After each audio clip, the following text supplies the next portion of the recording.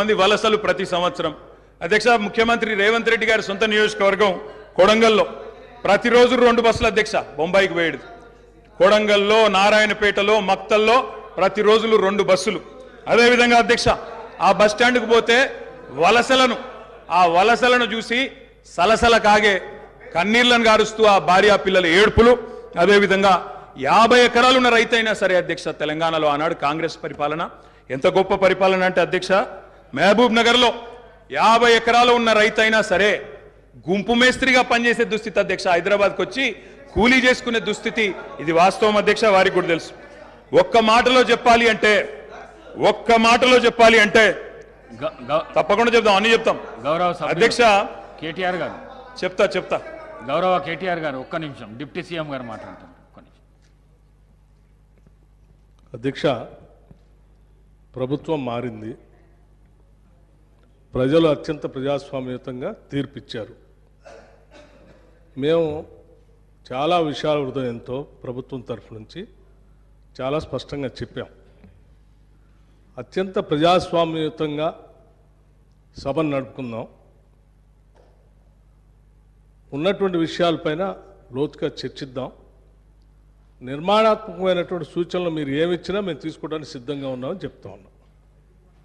మొట్టమొదటి సమావేశం, మొట్టమొదటి రోజు వారు గవర్నర్ ప్రసంగం మీద ధన్యవాదాలు చెప్పే తీర్మానంలో కొంత పెద్ద మనసుతో ఈ ప్రభుత్వం చెప్పినటువంటి మాటలను స్వాగతిస్తున్నామనో, లేకపోతే అదే రీతిలో మనం ముందుకు పోదామనో అలా చెప్పుకుంటూ సభ నడిపించడం కోసం ప్రయత్నం చేయాలి. కానీ మొదలుపెట్టమే వారు అసలు ఒక దాడి మొదలుపెట్టినట్టు మొదలు పెడితే ప్రభుత్వానికి తప్పనిసరి పరిస్థితిలో మేము అనుకున్నటువంటి ప్రజాస్వామ్యయుత సభ నడిపేదానికంటే మీకు సమాధానం చెప్పే కార్యక్రమంలో ఆ స్ఫూర్తి కూడా దెబ్బతినేటట్టుగా వారు మాట్లాడుతూ ఉన్నారు. అది కరెక్ట్ కాదు. దయచేసి మీరు ఏం చేశారనుకుంటున్నారో చెప్పండి, మేము ఏం చేయాలనుకుంటున్నారో చెప్పండి. దాని ద్వారా రాష్ట్రానికి ఏమైనా చేద్దామనేటువంటి ఆలోచన ఉండాలి తప్ప మీరున్న టైంలో గన్ సెంటర్లు ఉన్నాయి, మీరున్న టైంలో అసలు నీళ్ళే లేవు. నీళ్ళు ఏడలేవండి. ఆర్డబ్ల్యూఎస్ పథకం ద్వారా మొత్తం రాష్ట్రంలో దాదాపు 70 నుంచి 80% నీళ్ళు ఇచ్చారు. మా ఆదిలాబాద్ నుంచి నేను ఖమ్మం వరకు చెప్తాను, నేను ప్రతి ఊరితో సహా లెక్కలతో సహా చెప్తాను. చివరి గోండుగూడల్లో కూడా మీరు చెప్పినటువంటి ఆర్డబ్ల్యూఎస్ దాదాపు 43,000 కోట్ల రూపాయలతో ఖర్చు పెట్టారు. ఏడాది ఒక్క గ్రామంలో నీళ్ళు వస్తున్నాయండి. ఇప్పటికి కూడా ఐటీడీ నీళ్ళే తాగుతూ ఉన్నాం, వేసినటువంటి బోర్లు బావిలో నుంచి నీళ్లు తాగుతున్నామని చెప్తా ఉన్నారు. మళ్ళీ అదేదో పెద్ద గొప్పగా చేసినట్టు చెప్తున్నారు. మీరు వచ్చిన తర్వాతనే నల్గొండలో నీళ్ళు వచ్చినాయి, అంతకుముందు నల్గొండలో నీళ్ళు రాలేదా? ఫ్లోరోసిస్ ఎరాడికేషన్ కాలేదా? మీరు వచ్చిన తర్వాత జరిగిందా? మీకంటే ముందే జరిగింది. మీరు ఇంకా కట్టినటువంటి ఆర్డబ్ల్యూఎస్ పథకం కింద కట్టినటువంటి సంస్థల్ని, వ్యవస్థల్ని, ఆస్తుల్ని అన్నిట్లు కూడా ధ్వంసం చేసి తాళాలు వేసి పనికి రాకుండా చేశారు. వాటి మీద కూడా లెక్కలతో మేము బయటకు తీస్తాం, రివ్యూ చేస్తాం. అధ్యక్ష, దయచేసి మీరు చెప్పండి. మీరు 10 ఏళ్ళు పాలన చేశారు, ప్రజలు తీర్పిచ్చారు. ఈ తీర్పిచ్చినటువంటి తీర్పు ద్వారా రేపొద్దున ఇంకా భవిష్యత్తులో ఈ రాష్ట్రాన్ని ఇంకా ఎంత ముందుకు తీసుకొని పోదాం. మీరు ఏదైనా ఉంటే సూచనలు చేయండి, మీరు వినడానికి సిద్ధంగా ఉన్నాం, అమలు చేయడానికి కూడా సిద్ధంగా ఉన్నాం. Thank you. గౌరవ కేటీఆర్ గారు అధ్యక్ష, సబ్జెక్టే మాట్లాడుతున్నా సార్. నేను ఆ గవర్నర్ ప్రసంగంలో ఏం చెప్పినా దానికే సమాధానం చెప్తున్నా. 10 ఏళ్ళు విధ్వంసం జరిగింది అన్నారు. మరి 10 ఏళ్ల విధ్వంసం గురించి మాట్లాడితే 55 ఏళ్ల విధ్వంసం గురించి మాట్లాడాలన్నా వద్దా? 55 ఏళ్లు కాంగ్రెస్ పరిపాలనలో చేసిన జీవన విధ్వంసం చెప్పాలి.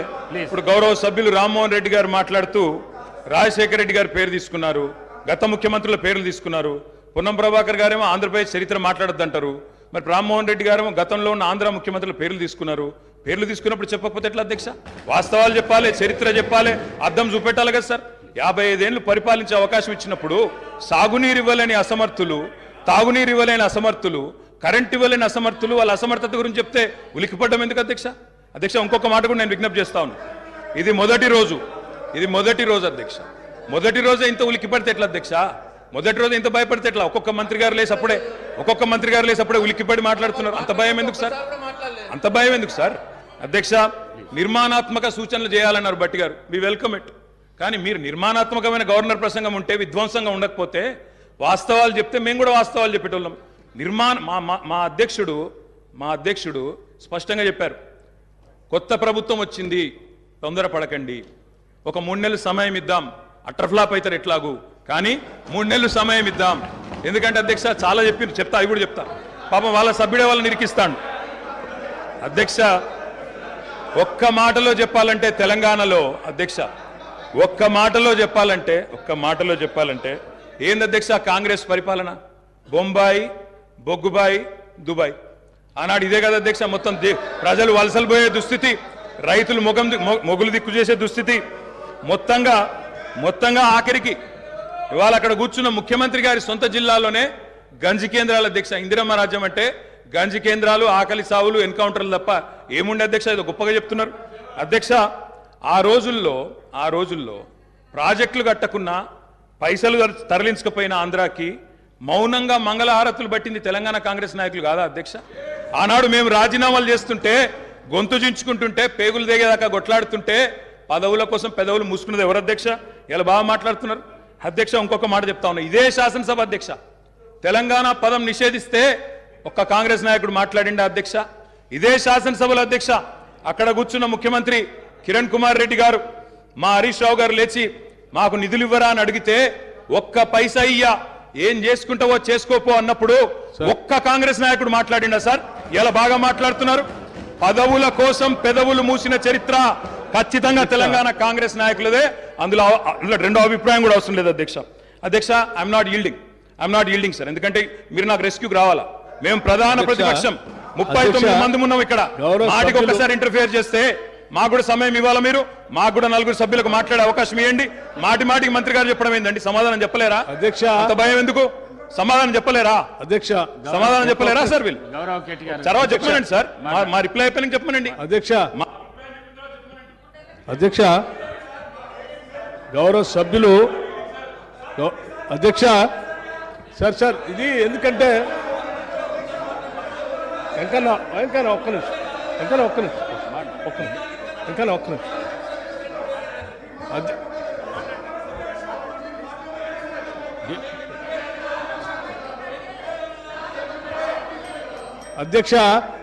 అధ్యక్ష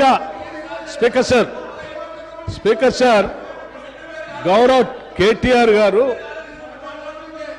బ్రదర్ ప్లీజ్, నేనేం మిమ్మల్ని క్రిటిసైజ్ చేయట్లేదు. కూర్చో ఒక్కడే నిమిషం. I'm trying to advise you. Please I'm trying to advise you. Please, నేనేం మిమ్మల్ని క్రిటిసైజ్ చేయట్లేదు. దయచేసి ఒక్క నిమిషం.